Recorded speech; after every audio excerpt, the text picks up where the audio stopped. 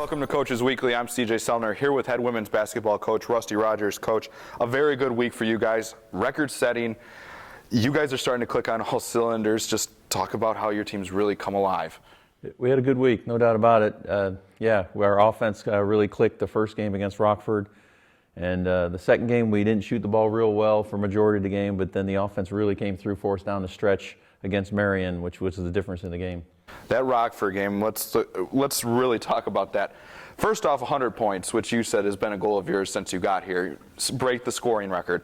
Then you have Courtney Lofink with a triple-double, the first of her career. Taylor Jacobson with 25 points. Miranda Rogers comes live, and Sarah Smith is just dominant down low. That's showing there's a lot of potential for this team. There's no question there's a lot of potential for this team, and getting everybody on the same page in the same game was big, and that hasn't happened all season long. So we had a lot of people hitting on all cylinders, and that's the result you'll see, when we're playing like that. Now, what's it mean to have that scoring record? Because that is something that you guys have kind of prided yourself on, playing really good press defense and scoring quickly and in bunches.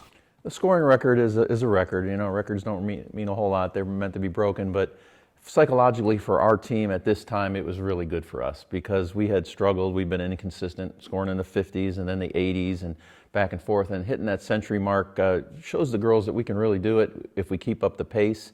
And that was our intention coming into the game, to play a super up-tempo game.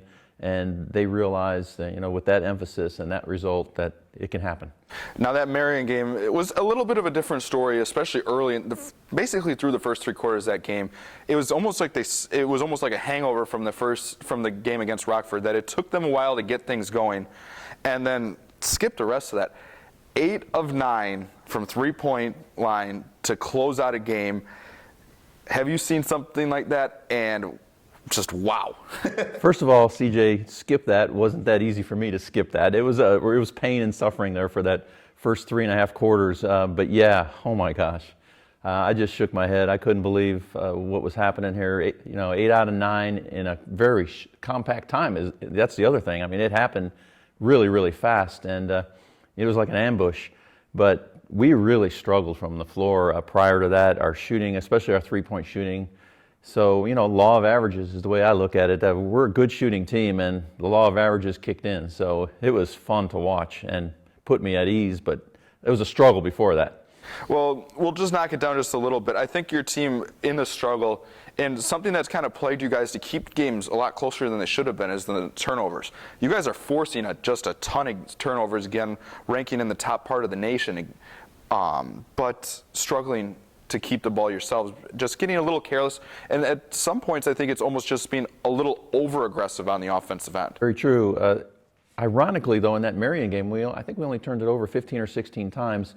They had less turnovers than us, which was totally, you would have never known it watching the game, but I looked at the statistics after the game. We just didn't force that many turnovers.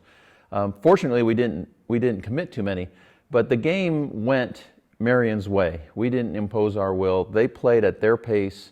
They took 20 to 25 seconds off of nearly every possession that they had on the shot clock, and we want to try to get them to shoot and score, or shoot and not score, but shoot within 10 seconds. So they established a tempo right from the beginning, and we couldn't impose our will on them. So that was tough. And then when you're not hitting shots, you can't press, and everything that we like to do kind of takes a back seat. So we were forced to play a half-court game, and that's our weakness. So they really dictated the game. Now we move ahead to another very important week in the NAC. Currently sitting in the 5th in the standings. Top 6 teams make the playoff, and you guys have to take on a very good Benedictine team at the Rice Center on Wednesday night, and then you guys head to MSOE at the Kern Center, and that's not an easy place to play. But in the grand scheme of things, 2-0 could go a very long way in determining where you guys finish in the NAC this year.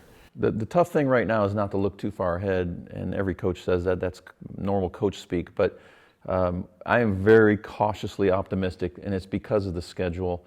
We've played teams that are below us in the standings here this last couple of weeks. That's allowed us to boost that record up. We've taken care of business like we should.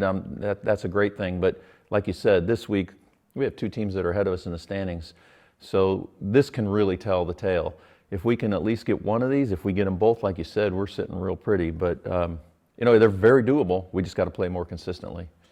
I think you guys have a lot of confidence after the way last year went at Benedictine, and just that moment last year was one of the highlights of the year for Concordia Athletics. Lauren hitting that 3 at the buzzer. So I feel like your girls aren't going to be afraid, that they're going to have confidence going in. And I think the way that they were able to score in that run that they closed Marion out with, they're going to have confidence that they're not going to be afraid of anybody that's ahead of them. It's funny how that game last year, it was a tough year for us, so that was definitely one of our highlights. But it definitely left an impression with this program, so much so that I agree with you. I think we're going down there with the mindset, hey, we did it last year, and why can't we do it again? So, that could go a long way to helping us be competitive here Wednesday night. Well, we look forward to seeing you guys back out on the floor. Wednesday night, the Cougars will be on the floor at the Rice Center at Benedictine. Then they will head to the Kern Center in Milwaukee to take on MSOE on Saturday afternoon. You can find all the links to those games at cucougars.com. For head coach Rusty Rogers, I'm CJ Selner. Thank you for watching Coaches Weekly.